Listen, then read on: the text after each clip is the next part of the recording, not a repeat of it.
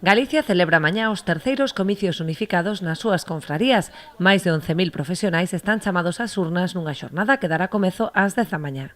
Hai varias candidaturas e agora estamos en tempo de reflexión. Agora aquí a xente ten que valorar, esta noite pensará a quen teñen que votar, a quen teñen que elegir para ser os seus representantes na pesca, cada cofradía, quen queren que sean os representantes, e mañán falarán as urnas, se miraremos a ver como salen as cousas. Dende a Federación fan un chamamento á participación para designar os mellores representantes do sector durante os próximos 4 anos. Iso é importante, non é a esencia dunha cofradía, que eles mesmos teñen que elegir quen queren que o represente no sector pesquero, non? Quen eles ven o máis cualificado ou máis como eles vexan.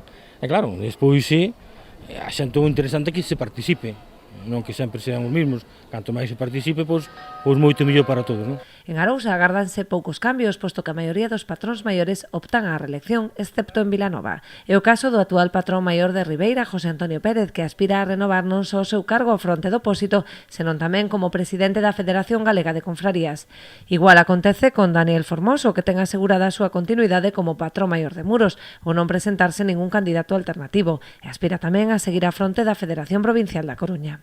Ademais, en Ribeira, os comicios estarán máis disputados en Aguiño, Cabo da Cruz e Noia, onde xurdiron listas alternativas que propoñen un cambio nas directivas que, en algúns casos, como a de Noia, levan máis de 20 anos ao mando.